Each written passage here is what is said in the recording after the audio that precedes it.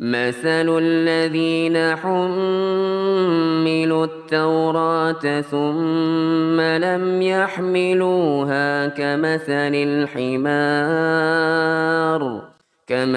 الحمار يحمل أسفارا بئس مثل القوم الذين كذبوا بآيات الله والله لا يهدي القوم الظالمين. حمدا كثيرا طيبا مباركا فيه مباركا علينا كما يحب ربنا ويرضى.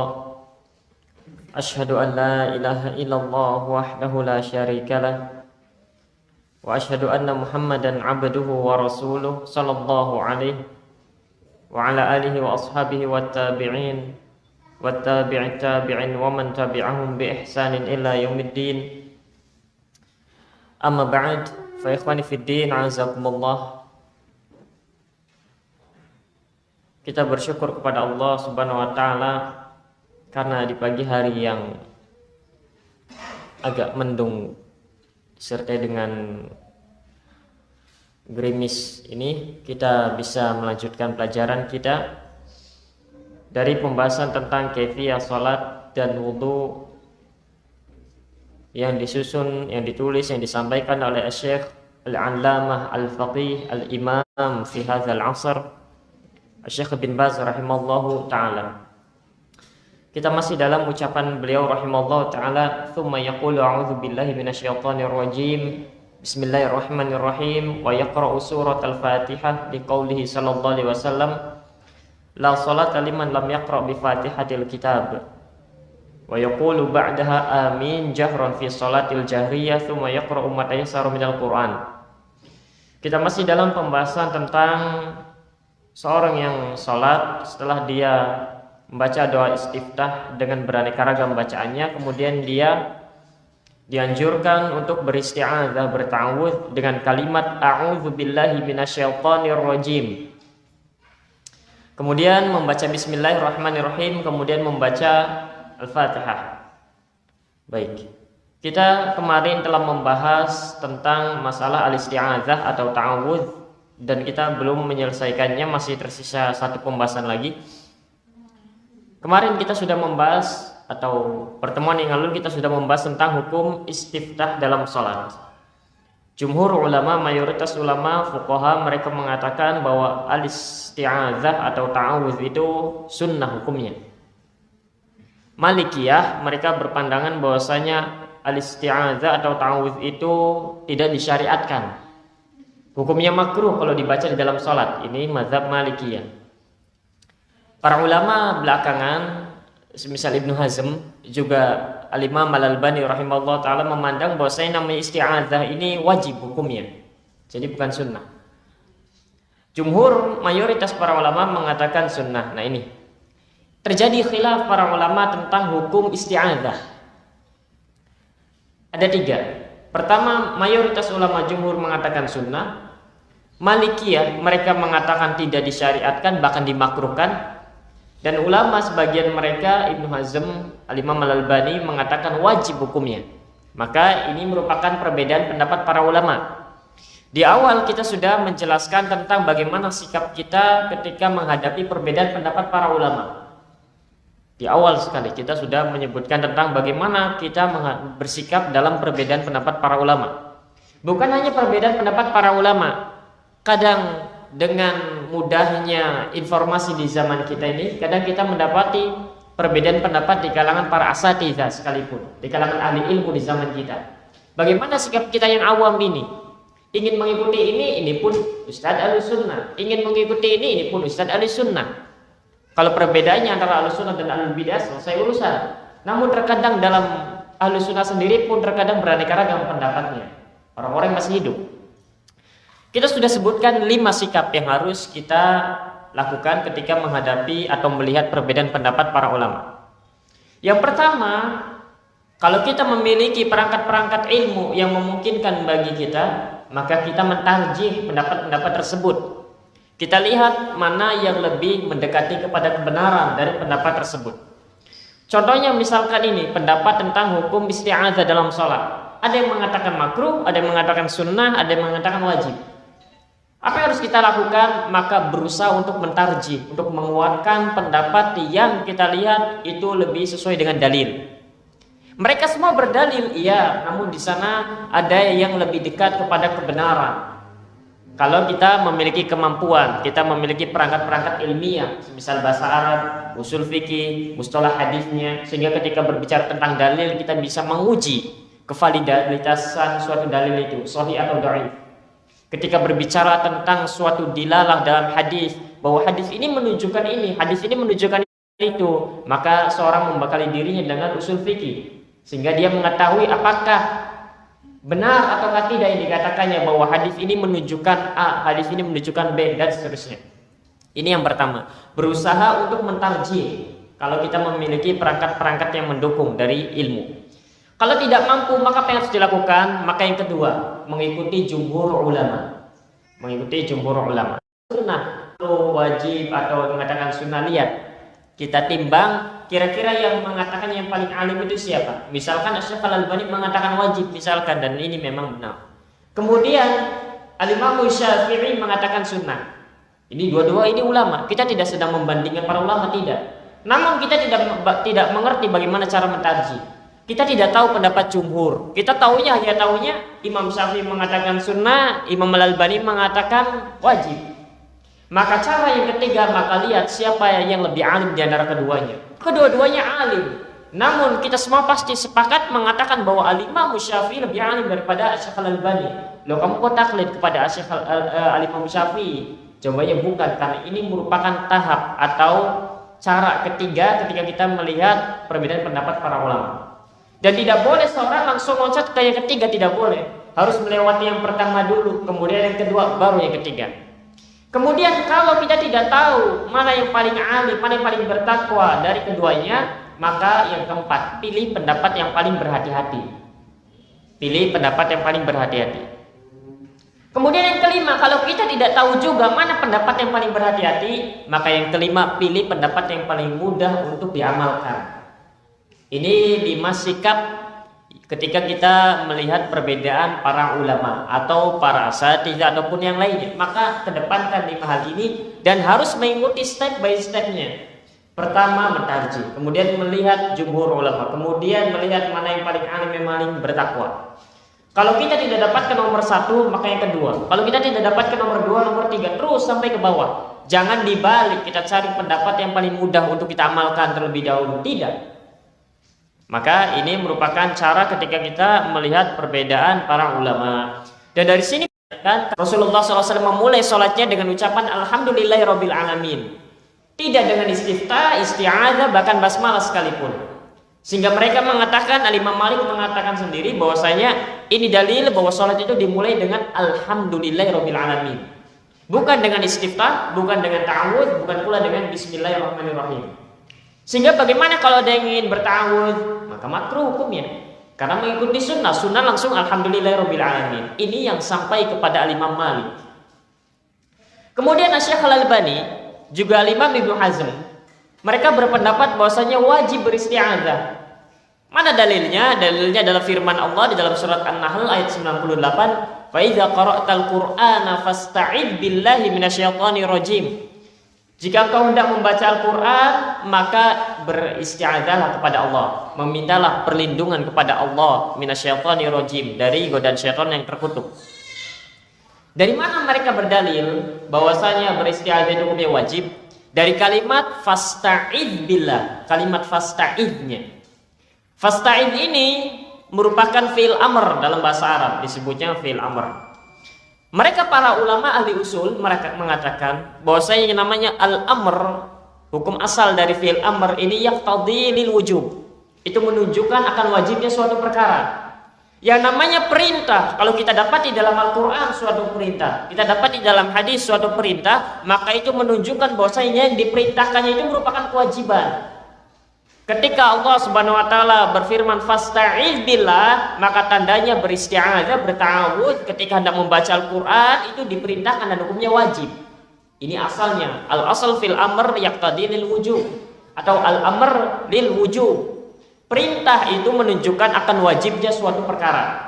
Sehingga mereka mengatakan bahwa saya beristi'adzah ketika hendak membaca Al-Fatihah, yang mana Al-Fatihah ini merupakan ayat Al-Quran, maka hukumnya wajib. Hukumnya wajib. Ini pendapat mereka. Nah, kemudian bagaimana jumhur mayoritas ulama bisa menyimpulkan bahwasanya itu disunahkan? Apakah mayoritas ulama dari kalangan Hanafiyah, Syafi'iyah, Hanabilah tidak tahu ayat ini?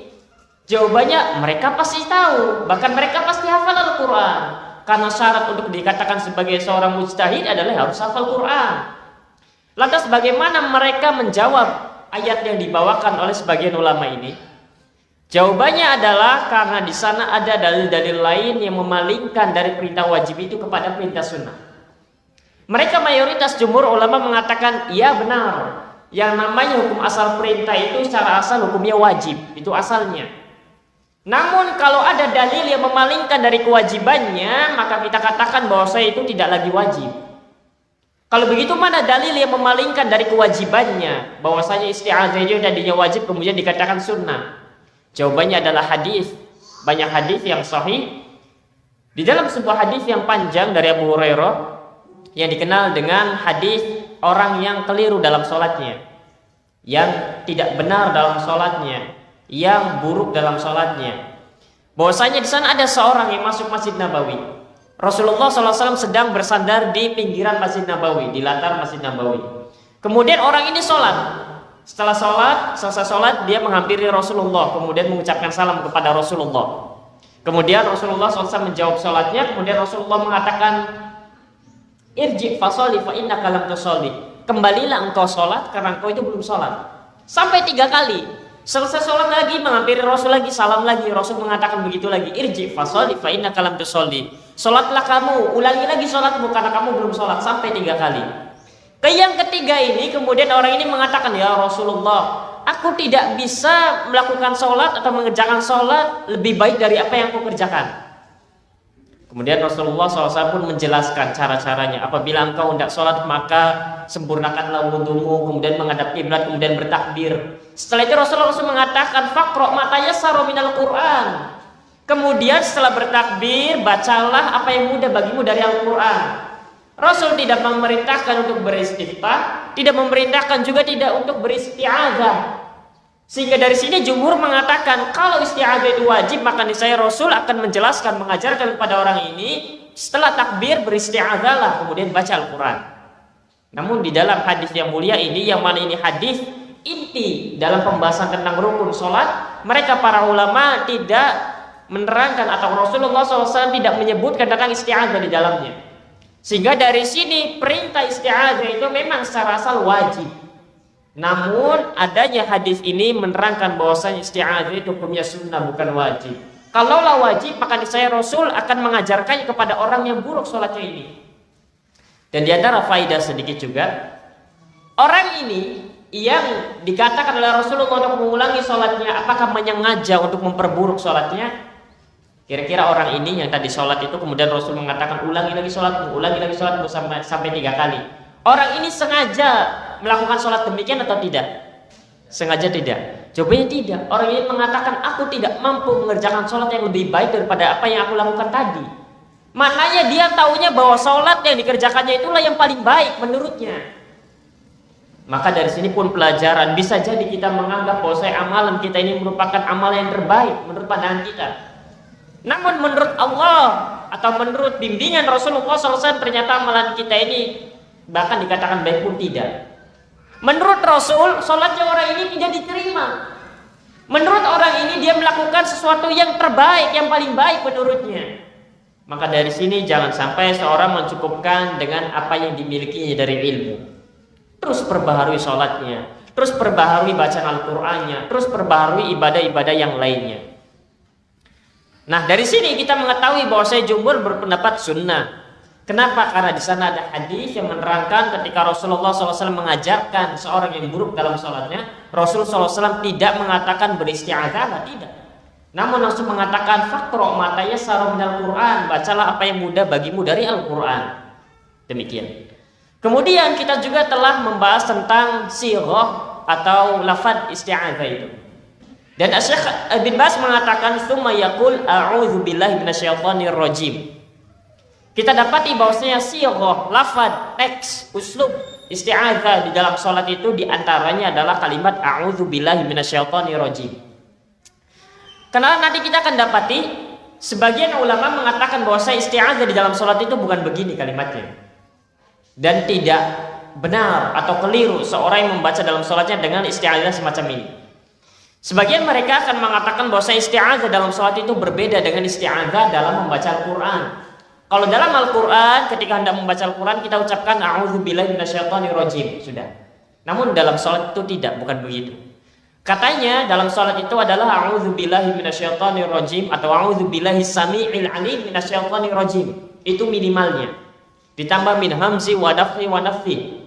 Itu yang sunnah. Adapun ucapan a'udzubillahi minasyaitonirrajim saja maka ini tidak sunnah dan menyelisih sunnah. Maka kita jawab bahwasanya tidak. Minimal isti'adzah itu adalah dengan kalimat a'udzubillahi minasyaitonirrajim. Ini minimal dan ini sudah mengamalkan sunnah. Kenapa? Karena hadis-hadis yang menerangkan tentang isti'adzah di dalam sholat itu ada hadis-hadisnya. Bacanya a'udzubillahi minasyaitonirrajim min hamzi wa nafthi wa nafthi, a'udzubillahi samil alim minasyaitonirrajim min hamzi wa nafthi wa nafthi. Semua hadis ini ada kelemahan di dalamnya. Sehingga mana lafaz yang kita gunakan dalam salat maka jawabannya minimalnya adalah a'udzubillahi minasyaitonirrajim. Loh, kan bukankah di sana ada hadis-hadis yang menerangkan tentang isti'adzah? Jawabannya di sana ada kelemahan sehingga seorang hanya mencukupkan dengan a'udzubillahi minasyaitonirrajim saja itu sudah dianggap mengamalkan sunnah. Ini pelajaran yang kedua berikutnya.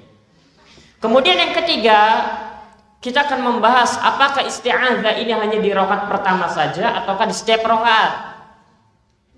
Kalau kita dalam sholat kita isti'adzah itu di awal rakaat saja atau di semua rakaat? Di awal saja, tidak ada yang di semua rakaat. Tidak ada, semuanya sepakat ini ijma. Bukan mayoritas, ijma. Al-Imam Syafi'i, ini mazhab resmi dari Al-Imam Syafi'i, berpendapat bahwasanya nama isti'adzah ini itu di setiap rakaat. Bahkan bukan hanya Al-Imam Syafi'i. Di antara mereka juga adalah sahabat yang mulia Abdullah bin Abbas. Di antara mereka juga adalah Abu Hurairah radhiyallahu taala anhu. Di antara mereka juga adalah Al-Imam Atha bin Abi Rabah.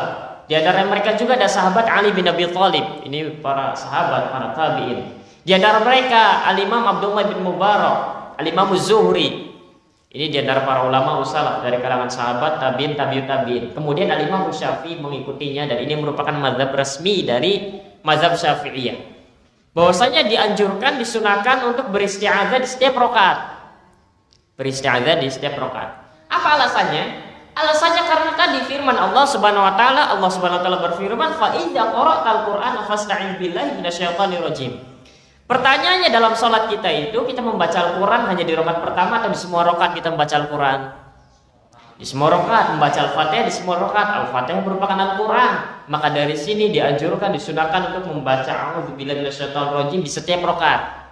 Kenapa? Karena di setiap rakaat itu kita membaca Al-Qur'an. Dan Allah memerintahkan kita kalau hendak membaca Al-Qur'an maka berta'awudzlah, memintalah perlindungan kepada Allah Subhanahu wa taala. Ini diantaranya pertama. Kemudian yang kedua, dan ini merupakan pendapat jumhur ulama dari kalangan Hanafiyah, kemudian Hanabilah, dan di antara para ulama yang lain. Mereka berpendapat bahwa namanya isti'adzah ini hanya di rakaat pertama saja. Hanya di rakaat pertama saja. Ini di antara pendapat penulis Syekh bin Baz, juga pendapat Syekh Muhammad bin Shalih Al-Utsaimin. Di sini Syekh bin Baz pernah ditanya, "Hal yalzamul ilzam bil isti'adzah wal basmalah fi kulli raka'atin min raka'atis shalah am yakfi dzalika fi raka'ah al-ula?" Apakah seorang yang sholat itu mesti untuk beristi'adzah dan membaca basmalah di setiap rakaatnya atau cukup di rakaat yang pertama saja? Maka kata Syekh bin Baz mengatakan amma tasmiyatu fasunna fi kulli rakaat. Adapun tasmiyah yaitu ucapan bismillah atau bismillahirrahmanirrahim yang sunnah adalah di setiap rakaat. Yang namanya setiap rakaat kan kita membaca Al-Fatihah, maka disunahkan untuk membaca bismillahirrahmanirrahim ketika hendak membaca Al-Fatihah itu. Idza kunta taqra suratan mustaqillah tusammi qablaha. Jika engkau membaca surat yang lain yang terpisah, maka disunahkan pula untuk bertasmiyah sebelumnya. Amal isti'adzatu fasunnatun fi raka'ah al-ula. Adapun isti'adzah maka disunahkan hanya pada rakaat yang pertama saja. Ini pendapat Syekh bin Baz. Amma rakaat al-ukhra fakhtalafa fiha al-ulama. Adapun di rakaat yang selainnya yaitu rakaat kedua, ketiga atau yang keempat, maka para ulama berselisih pendapat. Hal tusyra'ul isti'adzatu amla, apakah disyariatkan untuk beristi'adzah atau tidak? Faman ista'adza fala ba'sa wa man taraka fala ba'sa fi rakaat al-ukhra. Siapa yang beristi'adzah di semua rakaat maka tidak mengapa, dan siapa yang tidak membaca di rakaat-rakaat kedua, ketiga dan keempat maka pun tidak mengapa. Lakin tusyra'ul isti'adzah fi raka'al ula bi ta'kidin wa hadza tasmiyah. Namun yang dianjurkan, yang ditekankan adalah beristi'adzah itu hanya di rakaat yang pertama saja. Amma fi raka'at al-ukhra fayusan. Adapun di rakaat-rakaat berikutnya maka tasmiyah bismillahirrahmanirrahim itulah yang disunahkan. Adapun isti'adzah maka yang ditekankan hanya di rakaat pertama saja. Kira-kira kalau dari dua alasan ini mana yang lebih mendekati kebenaran? Dilihat dari sisi dalil tadi, mazhab Syafi'iyah ataukah yang mengatakan bahwasanya isti'adzah itu cukup di awal saja. Sulit bagi kita untuk membantahnya. Bukankah di setiap rakaat itu kita membaca Al-Fatihah, membaca Al-Quran? Jawab iya. Kalau begitu ikuti firman Allah Subhanahu wa taala, isti'adzahlah sebelum baca Al-Quran. Ini diantaranya. Kemudian Syekh Muhammad bin Shalih Al-Utsaimin berpendapat bahwa yang namanya isti'adzah itu cukup di awal saja. Apa alasannya? Alasannya karena yang namanya bacaan dalam sholat itu merupakan satu kesatuan. Apa maksudnya satu kesatuan? Maksudnya adalah bahwasanya bacaan Al-Quran itu merupakan satu paket dari awal sampai akhirnya semacam itu. Sehingga cukup bagi seorang yang sholat untuk membaca isti'adzah di awal saja. Di rakaat berikutnya tidak perlu, di rakaat lagi berikutnya tidak perlu. Sebagai contoh misalnya begini, kita membaca Al-Quranul Karim, isti'adzah misalkan a'udzubillahi minasyaitonirrajim. Kemudian kita membaca surat Al-Ikhlas. Setelah selesai membaca Al-Ikhlas kita berhenti, kita menutup Al-Quran.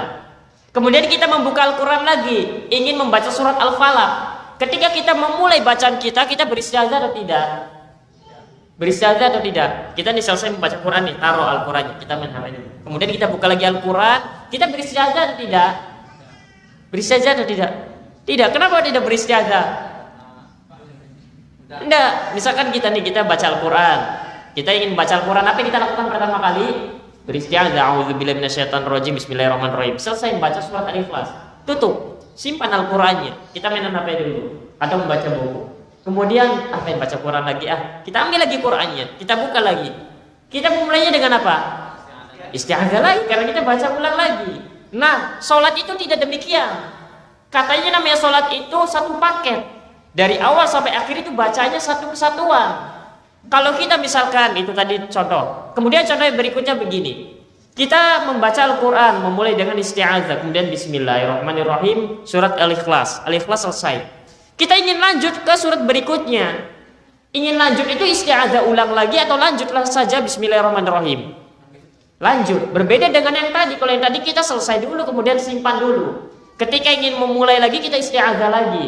Nah, sholat itu seperti tadi. Seakan-akan kita membaca surat Al-Ikhlas dan Al-Falaq langsung dibaca semuanya. Apakah ketika kita hendak membaca Al-Falaq kita potong dengan isti'adzah atau tidak? Jawabannya tidak langsung.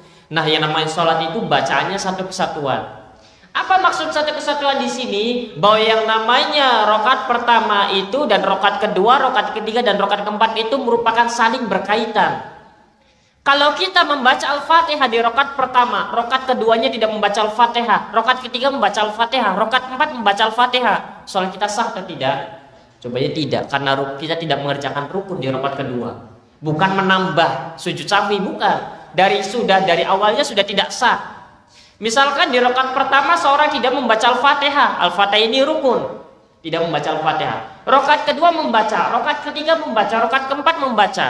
Sholatnya sah atau tidak? Jawabannya tidak sah. Bukankah kita tinggal menambah satu saja? Tidak, ini masalahnya rukun tidak dikerjakan. Bukan menambah, dari awal memang tidak sah.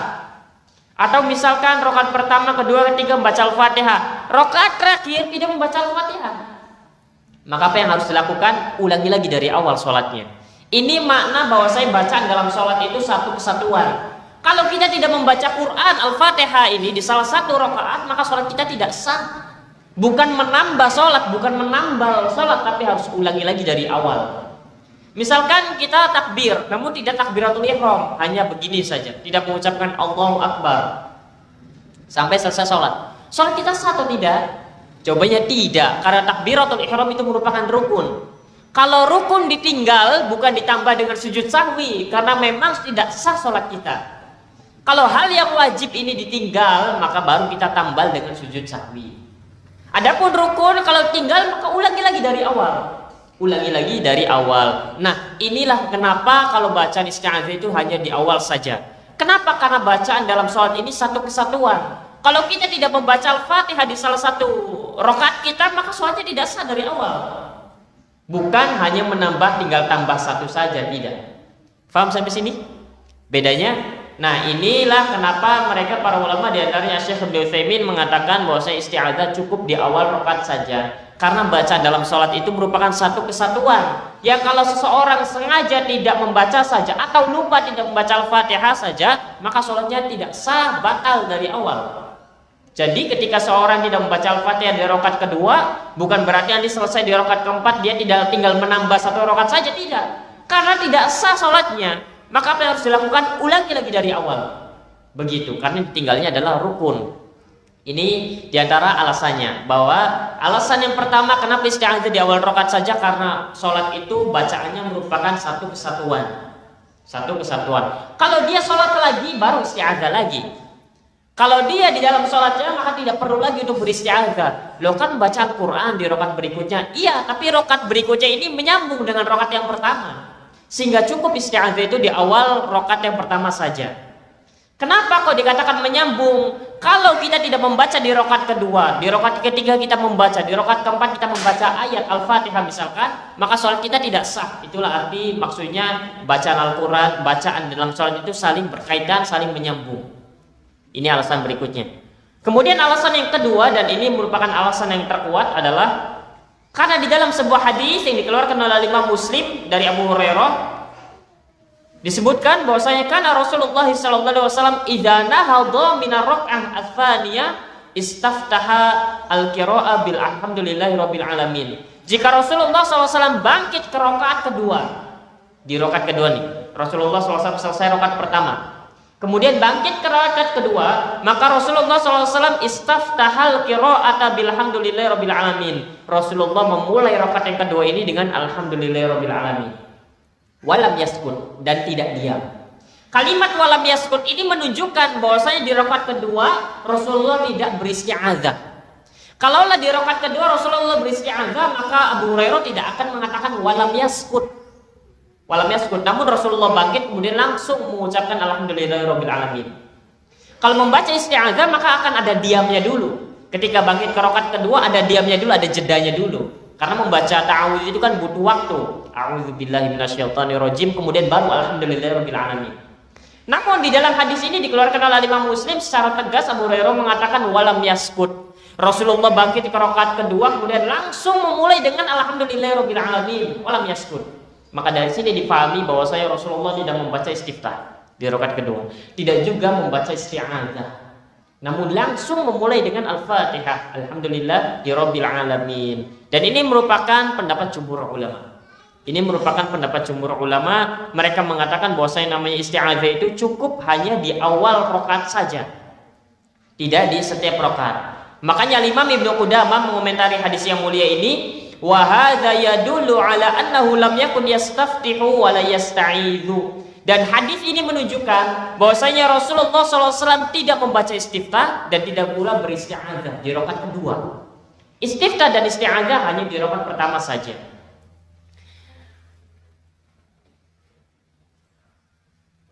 Ini tentang isti'adzah. Jadi pada pagi hari ini kita mendapatkan beberapa pelajaran. Pertama, hukum isti'adzah adalah sunnah dan ini merupakan jumhur ulama. Di sana mazhab Maliki atau Imam Malik berpendapat bahwasanya makruh hukumnya beristi'adzah. Di sana ada sebagian ulama di antara Ibnu Hazm dan juga Syekh Al-Albani berpendapat bahwasanya isti'adzah itu hukumnya wajib. Dan kalau seorang tidak membaca isti'adzah maka dia berdosa. tidak isti'adzah maka dia berdosa. Ini pendapat yang mengatakan wajib. Namun mayoritas ulama mengatakan sunnah. Kemudian yang kedua, lafaz isti'adzah itu semacam apa? Maka minimalnya seorang mengucapkan a'udzubillahi minasyaitonirrajim, maka seorang telah dianggap mengamalkan sunnah. Kemudian yang ketiga, apakah isti'adzah dibaca di setiap rakaat ataukah di rakaat pertama saja? Maka di sini ada dua pendapat. Yang pertama, pendapat jumhur ulama mengatakan bahwa isti'adzah cukup di awal rakaat saja. Mana dalilnya? Pertama, alasan yang pertama adalah karena yang namanya bacaan dalam sholat itu merupakan satu kesatuan. Kalau kita tidak membaca di salah satu rakaat ini, maka sholat kita tidak sah semuanya, batal. Bukan menambah satu. Karena menambah itu pada hal yang wajib yang ditinggalkan. Namun kalau rukun tidak dikerjakan, maka sudah batal sholatnya.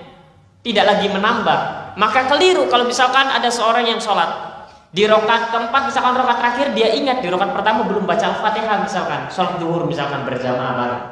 Di rakaat pertama bengong, mikirkan ke sana kemari, lupa sampai tidak membaca Al-Fatihah. Isti'adzah dibaca, istiftah dibaca, tapi Al-Fatihah tidak.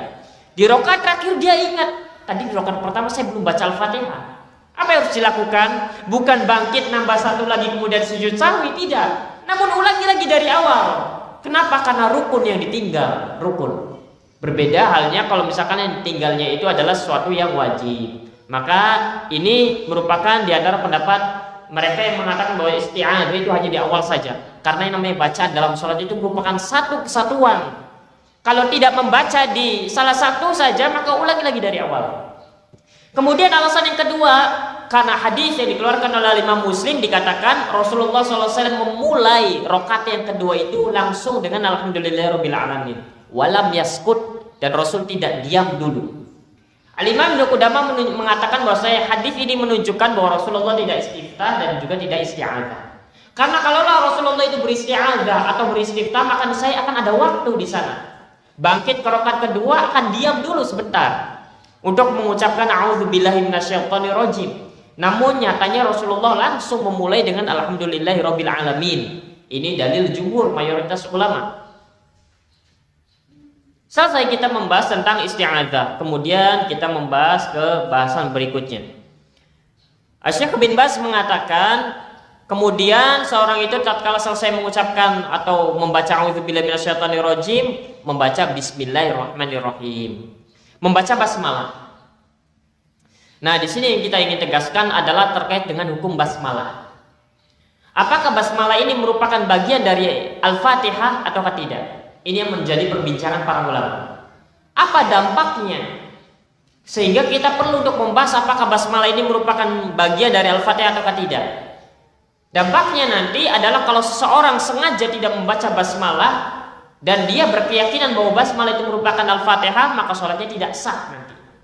Misalkan seorang berkeyakinan bahwa basmalah itu merupakan bagian dari Al-Fatihah, namun dia sengaja tidak membacanya. Misalkan dia imam, kemudian dia langsung membaca alhamdulillahirabbil alamin dikeraskan dengan tidak membaca bismillahirrahmanirrahim. Dia berkeyakinan bahwa basmalah merupakan bagian dari Al-Fatihah, namun dia memulai sholatnya dengan alhamdulillahirabbil alamin tanpa basmalah, maka sholatnya tidak sah. Kenapa? Karena menurutnya basmalah itu merupakan Al-Fatihah. Nah, ini perlu untuk didudukan terlebih dahulu. Sebenarnya basmalah itu bagian dari Al-Fatihah ataukah tidak? Ataukah bukan? Yang kita yakini basmalah bagian dari Al-Fatihah atau bukan? Yang kita yakini bagian dari Al-Fatihah. Maka kalau begitu bagi kita ini, kalau kita sengaja tidak membaca basmalah, maka sholat kita tidak sah. Kenapa? Karena kita meyakini basmalah merupakan bagian dari Al-Fatihah, dan Al-Fatihah bagian dari rukun. Jangankan itu, kita membaca begini saja, kita membaca Al-Fatihah sengaja membacanya hamdulillah dengan tanpa al di awalnya, sholat kita tidak sah. Kenapa? Karena Al-Fatihah alhamdulillah itu Al-Fatihah. Tapi kalau alhamdulillah kurang alif lam, maka sholat kita tidak sah. Kalau gitu tinggal nambah satu rakaat saja misalkan dengan kalimat al, kemudian sudah. Tidak, ulangi lagi dari awal. Nah, perlu untuk didudukan. Di sana ternyata para ulama berselisih lagi. Ini namanya fikih ini berselisih terus, selisih lagi terus, isinya begitu semua. Bahkan kalau bisa kita katakan 90% itu permasalahan fikih itu ya perbedaan pendapat semua. Maka di sini para ulama berselisih pendapat. Sebagian mereka mengatakan bahwa basmalah itu merupakan bagian dari Al-Fatihah dan basmalah merupakan bukan bagian dari Al-Fatihah. Jumhur ulama berpendapat bahwa basmalah itu bukan bagian dari Al-Fatihah. Jumhur ulama. Maliki, kemudian Hanabilah, kemudian Hanafiyah, mereka berpandangan bahwasanya basmalah bukan merupakan bagian dari Al-Fatihah. Bahkan mazhab Malikiyah menganggap bahwasanya basmalah ini makruh dibaca. Karena Malikiyah itu berpendapat istiftah, isti'adzah dan basmalah ini makruh dibaca. Ya namanya jumhur ulama tiga mazhab ini, Malikiyah, Hanafiyah, juga Hanabilah, mereka berpendapat bahwasanya namanya basmalah bukan bagian dari Al-Fatihah. Sehingga kalau seseorang sengaja tidak membaca basmalah bismillahirrahmanirrahim dalam sholatnya, sah sholatnya. Kemudian mazhab Syafi'iyah mereka berpandangan bahwasanya namanya basmalah ini merupakan bagian dari Al-Fatihah. Basmalah merupakan bagian dari Al-Fatihah. Maka dari sini pertama kita mengetahui kesimpulannya terlebih dahulu. Jumhur berpandangan bahwa basmalah merupakan bukan bagian dari Al-Fatihah. Syafi'iyah berpandangan bahwa basmalah merupakan bagian dari Al-Fatihah. Kita tahu kesimpulannya. Kemudian kita ingin tahu dari mana jumhur menyimpulkan bahwa basmalah bukan bagian dari Al-Fatihah, kan begitu. Kita ingin tahu dari mana Syafi'iyah menyimpulkan bahwa basmalah itu merupakan bagian dari Al-Fatihah. Maka jumhur berpandangan dengan sebuah hadis yang sahih dikeluarkan oleh Imam Muslim. Hadis qudsi. Hadis qudsi. Allah Subhanahu wa taala berfirman. Allah Subhanahu wa taala berfirman di dalam hadis ini, qasamtu sholata baini wa baina 'abdi binisfain. Aku membagi sholat atau aku membagi Al-Fatihah ini antara aku dan hambaku menjadi dua. Setengah untukku, setengah untuk hambaku. Fa idza qala al-'abdu alhamdulillahi rabbil alamin, qala Allah taala hamidani 'abdi. Allah Subhanahu wa taala berfirman, mengatakan jika hambaku mengucapkan alhamdulillahi rabbil alamin, maka Allah Subhanahu wa taala mengatakan hamidani 'abdi, hambaku memujiku. Allah Subhanahu wa taala memulai Al-Fatihah dengan apa di dalam hadis ini? Dengan alhamdulillahi rabbil alamin. Bukan dengan bismillahirrahmanirrahim. Sekarang yang lebih tahu apakah basmalah itu merupakan Al-Qur'an, Al-Fatihah atau bukan itu siapa? Allah atau kita? Cobanya Allah langsung, karena ini yang merupakan kalamullah dan Allah Subhanahu wa taala menginformasikan kepada kita di dalam hadis ini. Allah Subhanahu wa taala memulai Al-Fatihah dengan alhamdulillahi rabbil alamin. Kalaulah basmalah itu merupakan bagian dari Al-Fatihah, maka niscaya Allah akan mengucapkan bismillahirrahmanirrahim, alhamdulillahirabbil alamin. Ini pendalilan jumhur ulama. Jumhur ulama berpandangan bahwasanya basmalah bukan bagian dari Al-Fatihah. Apa alasannya? Hadis ini. Memang kenapa dengan hadis ini? Allah Subhanahu wa taala berfirman dan Allah paling tahu tentang ayatnya, tentang Al-Qur'an, karena Al-Qur'an ini kalamullah, maka Allah yang paling tahu. Dan di dalam hadis qudsi ini Allah memulainya dengan alhamdulillahirabbil alamin. Maka kata Allah Subhanahu wa taala, fa idza qala al-'abdu alhamdulillahirabbil alamin, qala Allah taala hamidani 'abdi. Jika hambaku mengucapkan alhamdulillahirabbil alamin, maka Allah Subhanahu wa taala mengatakan hambaku memujiku. Maka jumhur mengatakan kalaulah basmalah itu merupakan bagian dari Al-Fatihah, Allah akan mengucapkan bismillahirrahmanirrahim terlebih dahulu. Begitu. Ini diantara cara berdalil jumhur ulama. Ini dalil mereka. Kemudian yang kedua, hadis dikeluarkan oleh Imam Muslim lagi, bahwasanya dari Anas bin Malik, dia mengatakan sholaitu khalfan Nabi sallallahu alaihi wasallam wa Abi Bakar wa Umar wa Utsman. Aku sholat di belakang Rasul, di belakang Abu Bakar, di belakang Umar, di belakang Utsman. Fakanu yastaftihuna bil alhamdulillahirabbil alamin. Mereka semua itu Rasulullah, Abu Bakar, Umar, Utsman membuka sholatnya, memulai sholatnya dengan alhamdulillahirabbil alamin. Kalaulah basmalah itu merupakan bagian dari Al-Fatihah, maka niscaya mereka akan memulai sholatnya dengan bismillahirrahmanirrahim. Namun di dalam hadis ini mereka memulainya dengan alhamdulillahirabbil alamin. Kemudian Anas bin Malik menunjukkan la yadhkuruna bismillahirrahmanirrahim. Mereka tidak mengucapkan, tidak menyebutkan bismillahirrahmanirrahim. Dan ini penekanan. Fi awwali qiraati wala fi akhiriha. Tidak di awal, tidak juga di akhir. Ini diantara dalil jumhur yang mengatakan bahwasanya basmalah bukan merupakan bagian dari Al-Fatihah. Bahwa Al-Fatihah itu dimulai dari alhamdulillahirabbil alamin, bukan dari bismillahirrahmanirrahim. Kalaulah bismillahirrahmanirrahim itu merupakan bagian dari Al-Fatihah, maka Allah akan mengatakan bahwa Al-Fatihah itu dimulai dengan bismillahirrahmanirrahim, bukan dengan alhamdulillahirabbil alamin. Kalaulah bismillah itu merupakan bagian dari Al-Fatihah, maka Rasulullah, Abu Bakar, Umar, Utsman akan memulai sholatnya dengan bismillahirrahmanirrahim. Ini diantara dalil mereka, dan banyak lagi dalil yang semisal dengan ini. Namun ini merupakan diantara dalil terkuat. tentang bahwasanya basmalah itu bukan bagian dari Al-Fatihah. Maka basmalah itu kira-kira bagian dari Al-Fatihah atau bukan? Setelah mendengar dalil tadi, jelas bukan. Kenapa? Karena Allah Subhanahu wa taala yang mengatakan itu sendiri. Allah mengatakannya, jika hamba memulai dengan alhamdulillahirabbil alamin. Al-Fatihah ini kalamullah atau bukan? Kalamullah. Yang lebih tahu tentang kalamullah itu Allah atau kita? Allah. Maka Allah di dalam hadis qudsi, di dalam hadis yang sahih, memulainya dengan alhamdulillahirabbil alamin. Kemudian kita akan melihat dari mana mazhab Syafi'iyah itu menyimpulkan bahwa basmalah itu merupakan bagian dari Al-Fatihah. Maka jawabannya pertama dari mushaf Al-Quran. Mushaf kita, kalau kita buka mushaf Al-Quran kita baca, kita akan melihat Bismillahirrahmanirrahim nomor 1. Dan ini dalil bahwasanya Bismillahirrahmanirrahim merupakan ayat pertama dari Al-Fatihah. Ayat pertama dari Al-Fatihah. Dan semua mushaf kita pasti begitu. Ini pertama. Kemudian yang kedua, mereka berdalil dengan hadis Abi Hurairah. Rasulullah SAW mengatakan, ini Rasulullah SAW yang mengatakan langsung, "Idza qara'tum alhamdulillahirabbil alamin faqra'u bismillahirrahmanirrahim." Kata Rasulullah SAW, apabila engkau membaca alhamdulillahirabbil alamin Al-Fatihah, maka bacalah olehmu bismillahirrahmanirrahim. Innaha umul Quran, karena sesungguhnya alhamdulillahirabbil alamin bismillahirrahmanirrahim itu merupakan umul Quran. Wa umul kitab, dan dia adalah umul kitab. Wasab'ul mathani, dan itu merupakan 7 ayat yang berulang-ulang dibaca. Wa bismillahirrahmanirrahim ihdaha, dan bismillahirrahmanirrahim itu merupakan salah satu dari ayat Al-Fatihah. Rasulullah SAW sendiri. Nah, bukankah Allah Subhanahu wa taala mengatakan dimulai dengan alhamdulillahirabbil alamin? Iya. Namun yang paling mengerti tentang maksud firman Allah adalah siapa? Rasulullah SAW. Maka Rasulullah SAW di dalam hadis ini mengatakan bahwasanya Bismillahirrahmanirrahim itu merupakan salah satu dari 7 ayat itu. Sehingga ini dalil dari mazhab Syafi'iyah. Ketika berbicara dalil, kita akan sering mendengar kalimat wajhul istidlal. Wajhul istidlal. Ini sebagai tambahan informasi dan sebagai tambahan maklumat mustalahat.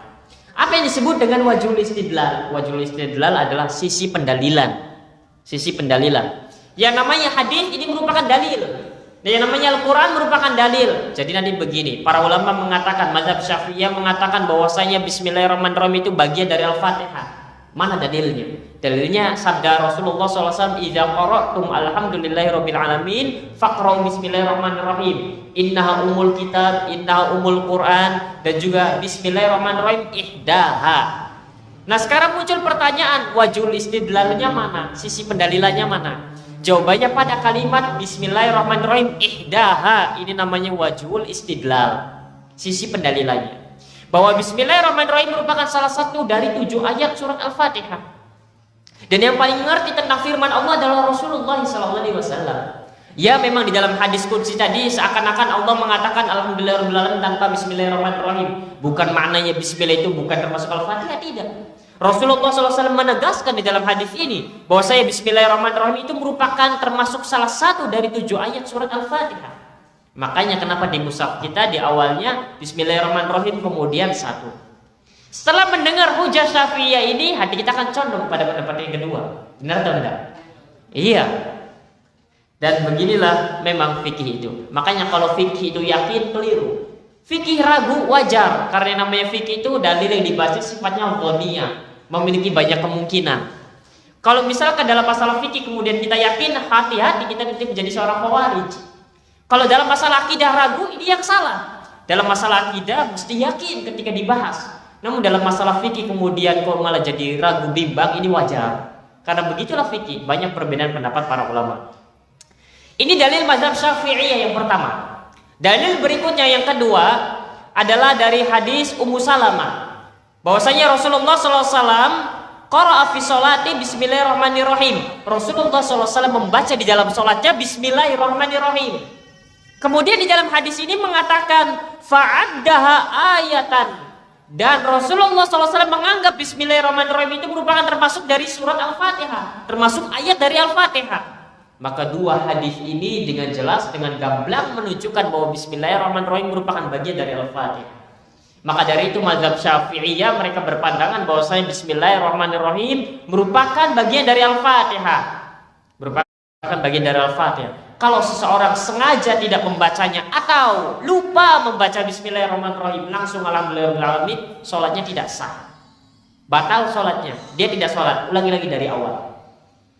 Ini diantara dua perbedaan pendapat para ulama. Kira-kira mana yang lebih hati kita condong kepadanya? Yang mengatakan basmalah bukan al-fatihah ataukah basmalah itu al-fatihah? Kira-kira basmalah al-fatihah atau bukan? Yang basmalah merupakan bukan bagian dari al-fatihah, ngacung? Tidak ada. Yang basmalah merupakan bagian dari al-fatihah, ngacung? Semuanya. Itu ada yang tidak angkat tangan, apa pendapatnya? Iya. Jadi dua-duanya, bagaimana maksudnya dua-duanya? Nah ini tadi. Namun kita akan merojikan sedikit mana kira-kira yang lebih sesuai dengan dalil. Di sana ada ulama yang mengatakan bahwasanya cukuplah ada ayat Al-Quran. Allah Subhanahu Wa Taala berfirman dalam surat An-Nisa ayat 82. Ini menjadi timbangan kita. Apakah basmalah itu bagi dari Al-Fatihah atau bukan? Allah Subhanahu Wa Taala berfirman, afala yatadabbaruna al-Quran, apakah kalian tidak mentadabburi Al-Quran? Walau kana min 'indi ghairillahi lawajadu fihi ikhtilafan katsira. Kalau Al-Quran itu bukan datang dari Allah, maka niscaya kalian akan mendapatkan perselisihan yang sangat banyak. Para ulama mengatakan cukuplah dalil ini yang menunjukkan bahwa basmalah itu bukan bagian dari Al-Fatihah. Bagaimana cara berdalilnya? Kalaulah basmalah ini merupakan bagian dari Al-Fatihah, bagian dari Al-Quran, maka niscaya tidak akan ada yang namanya perselisihan pendapat para ulama. Kenapa? Karena Allah berfirman, walau kana min 'indi ghairillahi lawajadu fihi ikhtilafan katsira. Kalau seandainya Al-Quran itu datang dari selain Allah, bukan datang dari Allah, maka niscaya kalian akan mendapati perselisihan yang banyak. Maknanya kalau Al-Quran ini datang dari Allah, maka tidak akan terjadi perselisihan. Nah masalahnya, basmalah terjadi perselisihan tidak? Basmalah, apakah itu Al-Fatihah atau bukan? Terjadi perselisihan atau tidak?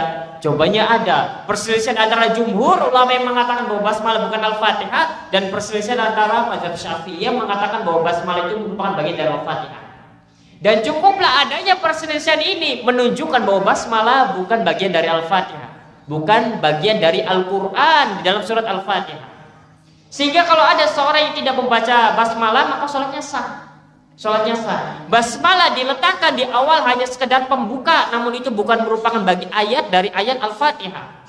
Bukan ayat dari firman Allah Subhanahu Wa Taala, bukan. Namun hanya dalam rangka tabaruk saja. Maka ini merupakan di antara dalil terkuat. Cukuplah adanya perselisihan tentang basmalah itu bagian dari Quran atau bukan. Ini menunjukkan bahwa basmalah itu bukan Quran, bukan satu ayat di dalam surat Al-Fatihah. Ini diantaranya. Kemudian yang kedua, dalil-dalil tadi yang disebutkan oleh mazhab Syafi'i semuanya ada kelemahan. Hadis Abu Hurairah tadi dikeluarkan oleh Imam Daruqutni. Imam Daruqutni di dalam kitab Ilalnya sendiri mengatakan hadis ini ada kelemahan. Ini yang pertama, sehingga hadis ini tidak bisa dijadikan dalil, hujjah. Sehingga berdalil dengan hadis ini bahwa Bismillahirrahmanirrahim itu merupakan salah satu ayat dari surat Al-Fatihah tidak bisa dijadikan hujjah. Hadis ini tidak sah sampai ke Nabi, namun hanya sah sampai kepada Abu Hurairah radhiyallahu taala anhu. Dan hadis ini disebutnya hadis yang mauquf. Hadis yang mauquf tergolong kepada hadis yang dhaif. Hadis yang dhaif tidak bisa dijadikan dalil untuk mengatakan bahwa basmalah merupakan bagian dari Al-Fatihah. Ini yang pertama. Kemudian hadis yang kedua, Ummu Salamah. Hadis Ummu Salamah di dalamnya ada kelemahan. Al-Imam Ibnu Munzir mengatakan bahwa di dalamnya ada seorang perawi yang kadzab, pendusta. Sehingga berdalil dengan hadis Ummu Salamah yang mengatakan bahwa Rasulullah SAW memulai bacaannya dengan Bismillahirrahmanirrahim fa'addaha ayatan, dan menggolongkannya Bismillahirrahmanirrahim ini termasuk dari satu ayatnya, maka ini pun tidak bisa dijadikan hujjah. Sehingga dari sini pendapat jumhur ulama itulah yang lebih kuat dari sisi dalil. Kenapa? Karena hadis qudsi tadi Allah Subhanahu Wa Taala memulainya dengan alhamdulillahirabbil alamin. Ini yang pertama. Kemudian yang kedua, bukan hanya jumhur, bukan hanya mayoritas ulama. Mazhab Hanabilah mengatakan menghikayatkan adanya ijma'. Adanya ijma' bahwasanya basmalah bukan merupakan bagian dari Al-Fatihah. Dihikayatkan adanya ijma', dan ijma' merupakan dalil. Maka dari sini kita mengetahui bahwasanya yang rajih, yang kuat adalah pendapat jumhur.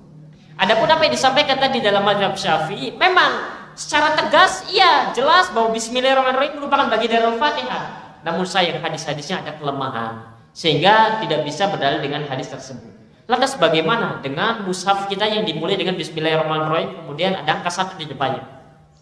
Jawabannya itu merupakan pendapat dari para ahli qurra. Para ahli qurra, mereka jumhur mereka mengatakan bahwa bismillah ini digolongkan sebagai ayat pertama dalam Fatihah. Namun untuk menyimpulkan hukum, kita kembalikan kepada para fuqaha, bukan kepada para ahli qurra. Al-Imam Asim, Hafiz Asim, bacaan kita dari riwayat Hafiz Asim menegaskan bahwa bismillahirrahmanirrahim merupakan bagian dari Al-Fatihah. Dan para imam qurra yang lainnya, ketika berbicara tentang hukum, kembalikan kepada para fuqaha, kepada Imam Malik, kepada Imam Syafi'i, kepada Imam Abu Hanifah, kepada Imam Ahmad bin Hanbal. Adapun untuk bacaan Al-Quran, maka kembalikan ke mereka para ahli qurra, Hafizan Asim dan lain sebagainya. Maka dari sini kita mengetahui yang roji, yang kuat adalah pendapat mayoritas para ulama, bahkan dihikayatkan adanya ijma'. Dikisahkan bahwasanya di sana ada yang namanya ijma' yang mengatakan bahwa basmalah bukan bagian dari Al-Fatihah. Makanya kita dapati sebagian riwayat yang Rasulullah SAW langsung memulai dengan Alhamdulillahirrabbilalamin walam yaskut, dan Rasulullah SAW tidak diam. Kalau diam, maka niscaya ada waktu jeda untuk membaca Bismillahirrahmanirrahim. Namun Rasul langsung memulai dengan Alhamdulillahirrabbilalamin. Begitulah memang fikih itu. Kita sebutkan pendapat yang pertama, kita condong kepada yang pertama. Sebutkan pendapat yang kedua, condong kepada pendapat yang kedua. Sebutkan yang tadi yang ketiga terakhir, condong kepada yang terakhir. Kalau saya sebutkan yang keempat kelima pun nanti akan begitu dan seterusnya. Ya begitulah ilmu. Nah, dari sini kita mengetahui bahwasanya yang raji, yang kuat adalah bahwa basmalah itu bukan bagian dari Al-Fatihah. Dengan dalil-dalil tadi dan dengan bantahan-bantahan tadi. Dan dalil-dalil tadi itu merupakan di antara dalil-dalil terkuat tentang permasalahan ini. Kemudian terakhir kita tutup majelis kita ini dengan pembahasan apakah dijaharkan atau disirkan basmalah. Dijaharkan atau disirkan ini bagi imam. Kalau ada di antara kita yang menjadi imam di kampungnya, di daerahnya, maka untuk memperhatikan hal ini dengan baik. Jumhur ulama 3 mazhab, Hanafiyah, Malikiyah, Hanabilah berpendapat bahwa basmalah bukan bagian dari Al-Fatihah. Syafi'iyah berpendapat bahwasanya basmalah merupakan bagian dari Al-Fatihah. Nanti di sini ada yang menarik nanti. Ini awalnya. Kemudian permasalahan berikutnya, apakah basmalah dibaca secara jahar atau sir? Kalau yang kita sering dengarkan dibaca sir. Kita sering mendengar basmalah dibaca jahar kalau kita berada di masjid-masjid umum kaum muslimin. Nah, dari sini kita mengetahui mazhab Syafi'iyah berpendapat bahwa basmalah merupakan bagian dari Al-Fatihah. Dan mazhab Syafi'iyah berpendapat bahwasanya basmalah dijaharkan bacanya, dan ini yang sunnah menurut mereka. Karena kenapa? Karena basmalah merupakan bagian dari Al-Fatihah. Ini dijaharkan. Kemudian bagaimana dengan 3 yang lain? Maka di sana ada khilaf para ulama. Hanafiyah. Tadi mazhab Hanafiyah berpendapat basmalah bagian dari Al-Fatihah atau bukan? Bukan. Bersamaan dengan itu Hanafiyah menganggap bahwasanya disunahkan untuk menjaharkan basmalah. Padahal basmalah bukan bagian dari Al-Fatihah, tapi disunahkan untuk menjaharkan. Kenapa? Alasannya menurut mereka untuk bertabarruk, agar dimulai pertama kali itu bacanya dengan Bismillahirrahmanirrahim. Ini alasan mereka Hanafiyah. Hanafiyah berpendapat disunahkan untuk menjaharkan basmalah. Padahal mereka berpendapat bahwa basmalah bukan Al-Fatihah, bukan merupakan bagian dari Al-Fatihah, namun mereka berpendapat dijaharkan. Kemudian mazhab Malikiyah mengatakan makruh hukumnya untuk menjaharkan basmalah. Jangankan menjaharkan, membacanya saja makruh menurut mereka. Ini Malikiyah. Syafi'iyah disunahkan untuk menjaharkan basmalah. Dan Syafi'iyah berpendapat bahwa basmalah merupakan bagian dari Al-Fatihah. Hanabilah mereka mengatakan disunahkan untuk mensirkan, untuk membacanya dengan perlahan basmalah itu. Bersamaan dengan itu mazhab Hanabilah berpendapat bahwasanya basmalah bukanlah bagian dari Al-Fatihah. Nah, ini merupakan diantara perbedaan pendapat para ulama.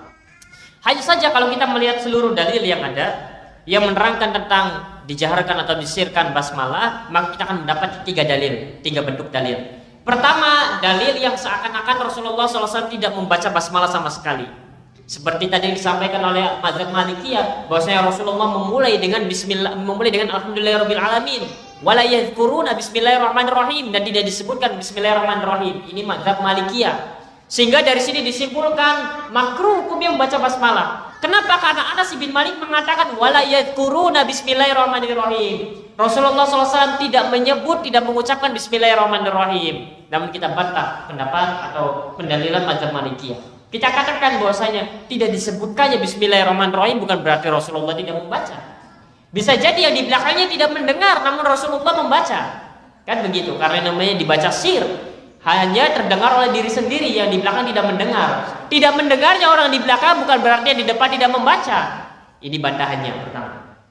Kemudian yang kedua, kita akan mendapati beberapa dalil yang dengan tegas bahwa Rasulullah SAW membaca Bismillahirrahmanirrahim dengan cara dijarkan, dikeraskan. Dan ini merupakan di antara dalil-dalil mazhab Syafi'iyah. Kita katakan bahwa semua hadis yang menerangkan bahwa Bismillahirrahmanirrahim itu dijaharkan, semuanya ada kelemahan. Semuanya ada kelemahan. Sehingga berdalil dengan hadis ini maka tidak tepat. Sehingga tersisa dengan hadis yang terakhir, yang ketiga ini, bahwasanya Rasulullah SAW membaca Bismillahirrahmanirrahim itu dengan sir, dengan dipelankan. Maka dari sini yang afdol, yang utama adalah basmalah itu dibaca dengan sir bagi imam. Bagi makmum sih tetap sir. Bagi imam dibaca dengan sir, ini yang utama. Ini yang utama dari perbedaan pendapat yang ada. Hanya saja di sana Ibn Taimiyah mengajarkan kepada kita tentang ilmu maqasidus syariah.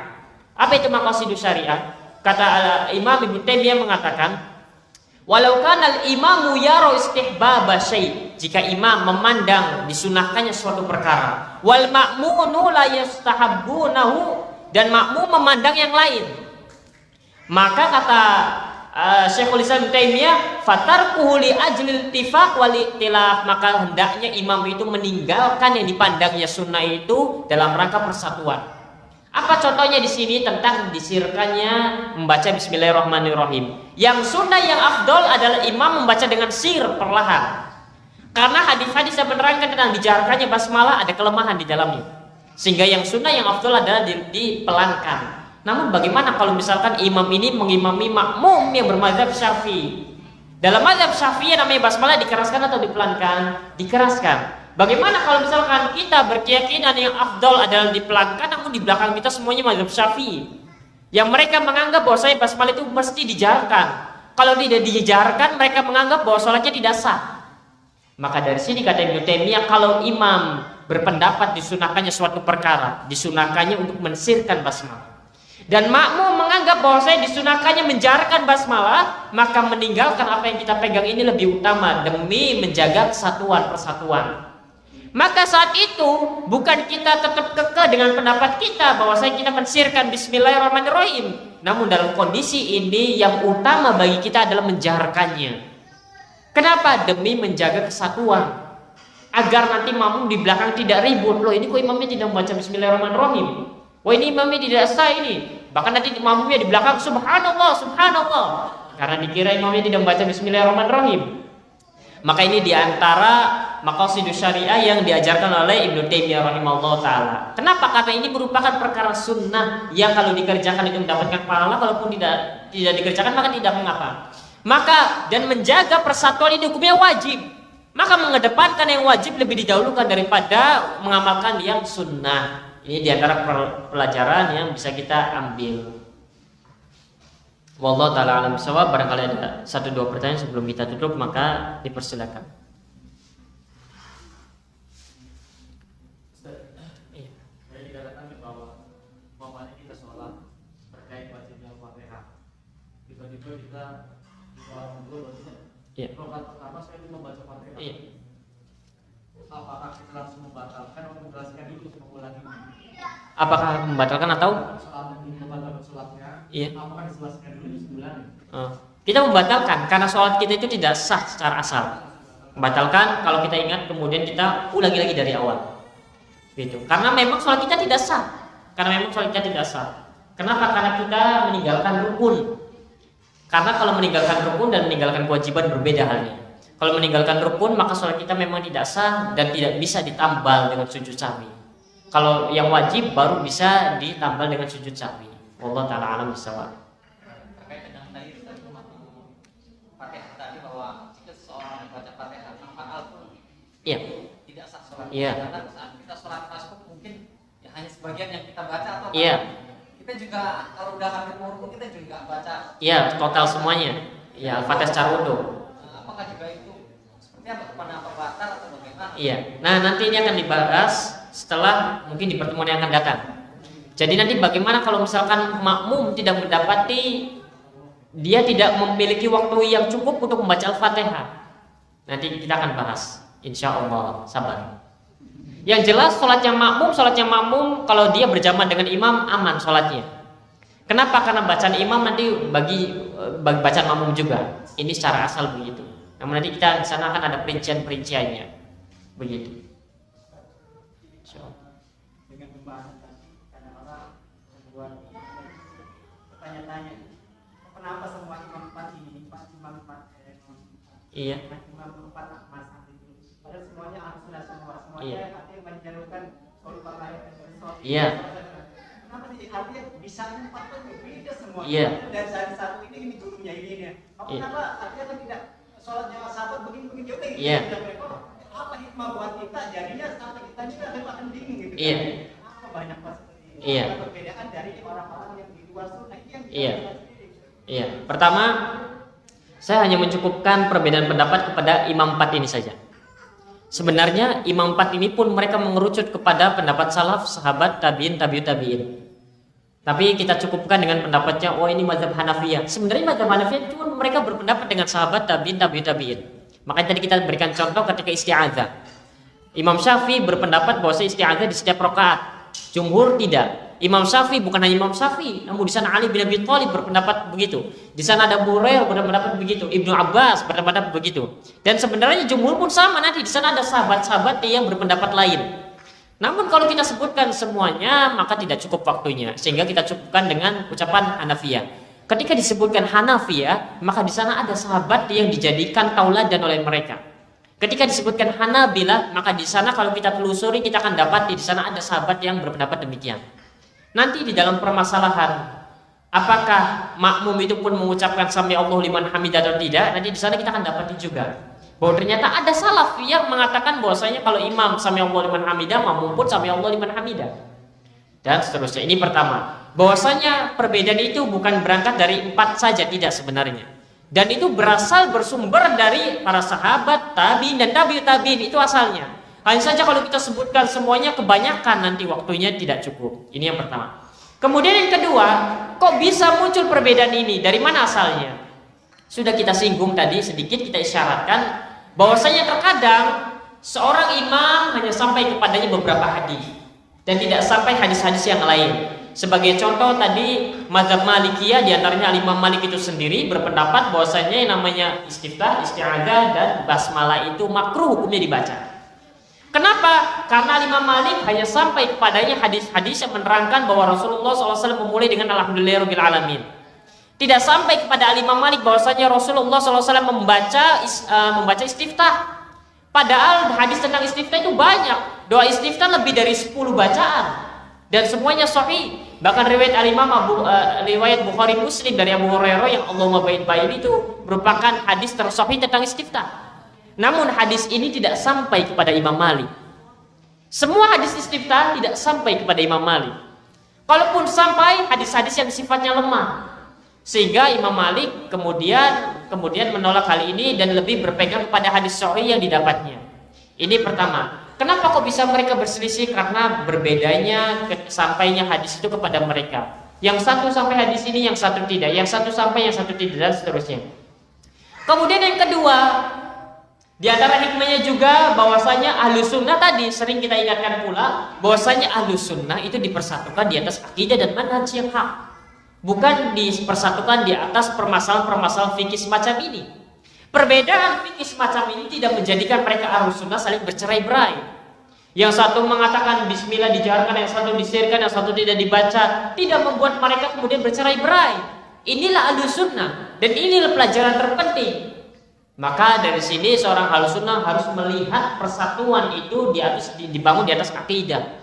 Yang namanya 4 mazhab ini mereka semua berada di atas akidah yang satu, di atas manhaj yang satu. Adapun dalam permasalahan furu' yaitu masalah fikih, mereka berselisih dan itulah di antara rahmat kasih sayang Allah Subhanahu wa taala. Dan itulah di antara tanda bahwasanya Ahlus Sunnah Salafiyin tidak disatukan di atas pendapat-pendapat semacam itu. Perbedaan yang ada tidak menyebabkan seorang itu harus berpecah belah. Perbedaan yang ada tidak harus memaksa sahabat kita untuk mengikuti sebagaimana yang kita katakan. Kalau berbeda berarti tandanya kita bukan saudara. Tidak. Dan ini merupakan di antara hikmah terbesar. Bukan hanya itu, kadang di antara kita berbeda, ini turun lutut dulu, ini tangan dulu. Dan itu tidak menyebabkan kita bercerai-berai, dan itu tidak menyebabkan kita kemudian saling memboikot, tidak. Namun kita dipersatukan di atas manhaj dan aqidah, dan 4 mazhab ini disatukan di atas manhaj dan aqidah yang sama. Mereka tidak berbeda dalam masalah perihal aqidah dan manhaj. Namun dalam permasalahan fikih mereka saling berbeda, dan ini merupakan rahmat. Dan ini merupakan pelajaran bagi kita, bahwasanya perbedaan itu tidak mengharuskan kita untuk bermusuhan. Perbedaan tidak mengharuskan kita untuk bermusuhan dan bercerai-berai. Wallahu taala alam bisawab. Meskipun kita harus jeli perbedaan itu dalam hal apa. Kalau perbedaannya dalam hal akidah, maka tidak ada kalimat semacam ini.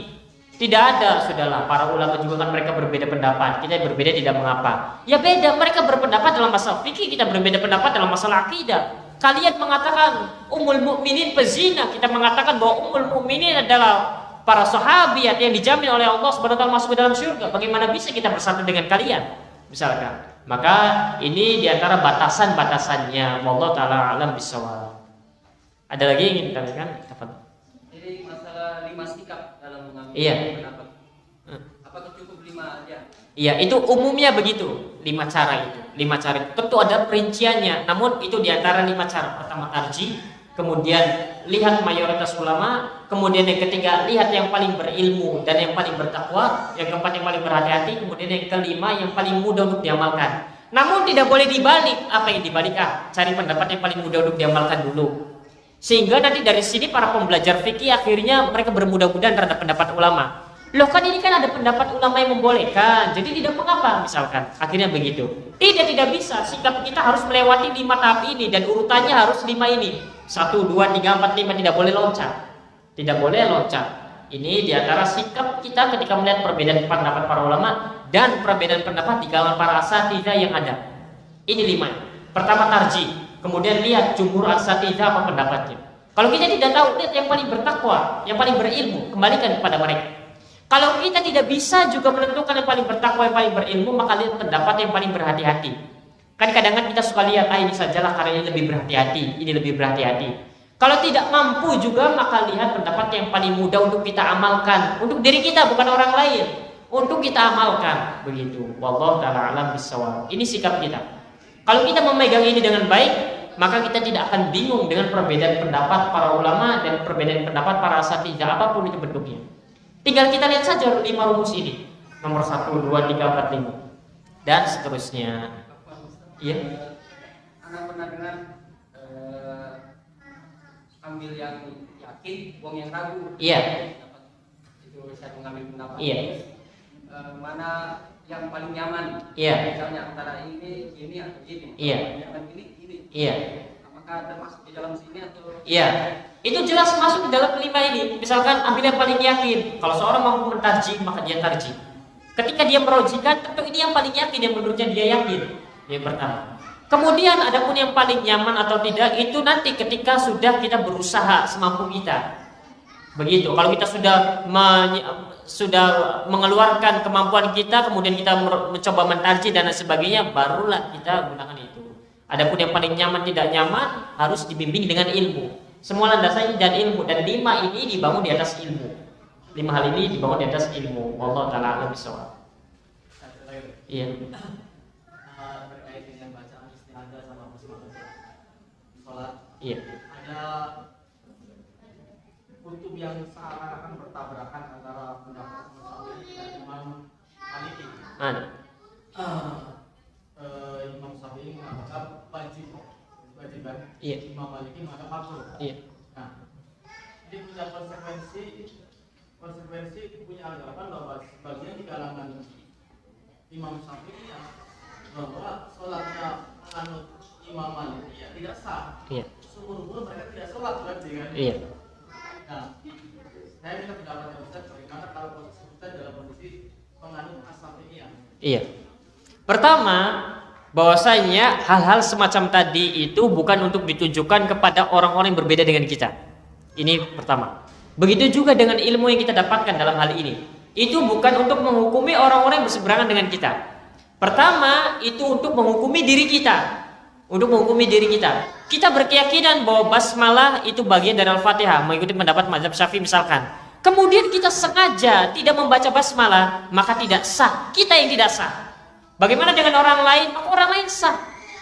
Jadi pertama, yang poin pentingnya ini bukan dalam rangka untuk menunjuk orang lain, tapi ini untuk menunjuk diri kita. Kalau kita berpendapat bahwa basmalah merupakan bagian dari Al-Fatihah, kemudian kita mempraktekkan lain selain dengan apa yang kita yakini, maka sholat kita tidak sah.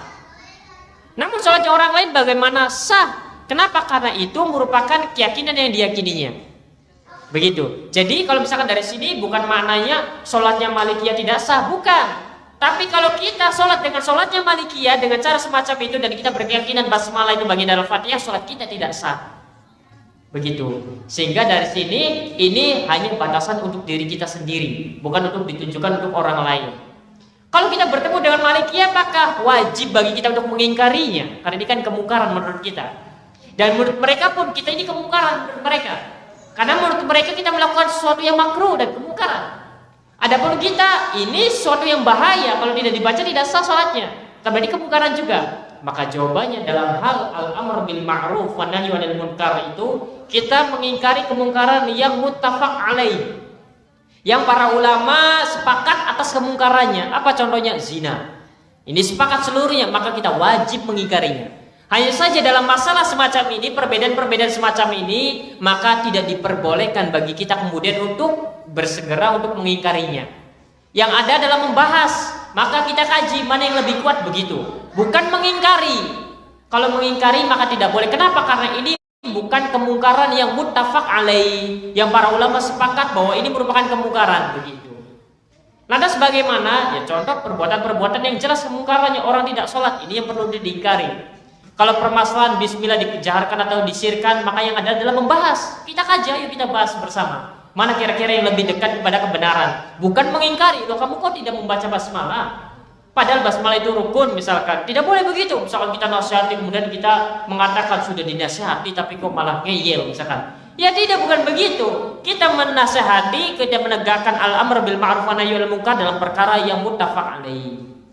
Kalau dalam hal ini maka konteksnya bukan untuk beramar ma'ruf nahi munkar, tapi membahas, mengkaji.